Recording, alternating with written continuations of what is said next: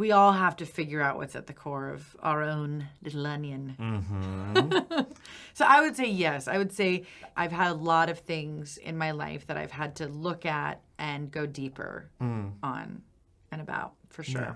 Well, I mean, this podcast is all about finding your power. It is. And finding that true sense of yourself. Yeah, well, that happens with a lot of work. And honesty. Like, you have to be honest with yourself. I think that's when things started changing for me, is when I started taking far more accountability for my own shit. That was when it started to shift, you know? Because that's where I think when you find your power, when you realize how imperfect we all are, when you're like okay with that, it's very liberating. When do you think like you got to that moment for you? After my second failed baby daddy relationship. That moment for me was like, okay, now I have to figure this out. You know, that was really hard for me because I didn't want that to end. But I was like, oh, this is an issue. I need to figure out what this is in my life that this pattern I keep repeating, and take accountability for it. That was the biggest change for me in my life.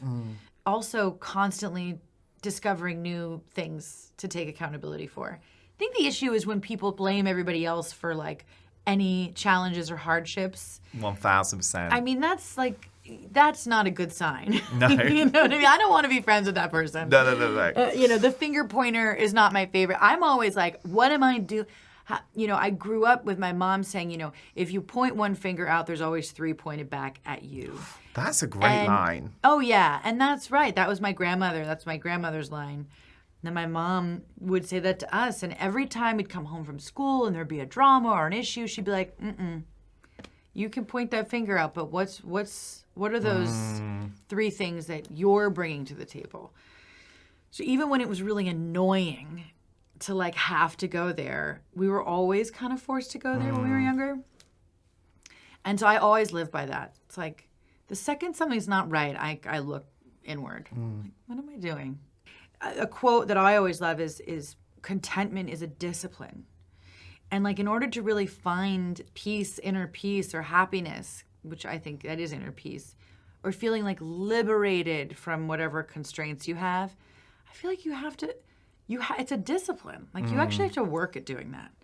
And it's a lot easier for people to distract themselves with someone else being at fault, distract themselves with other dramas in other people's lives, distract themselves with celebrity fodder and, you know, gossip, instead of actually looking at like their own happiness.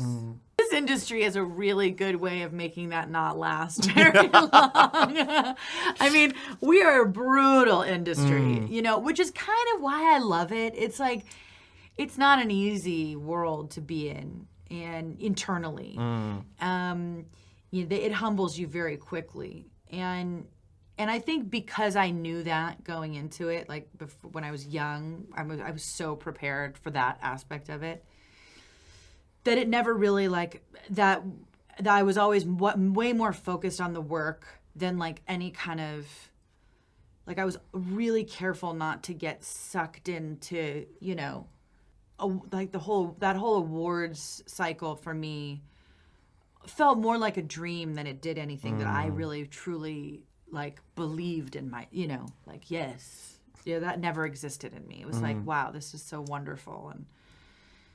And then it was over. And then I kept working, and that's just what, you know, you just keep going. Reign of your life. Okay. What's the one rule you'll always live by? What is that rule for you? I have a couple of them, but the one rule for me to live by is, you know, we only live once. And if we're not enjoying it, then we're kind of wasting it. So don't take yourself too seriously. Like, take your work seriously, like work hard. It feels good to do that, but like don't take yourself too seriously.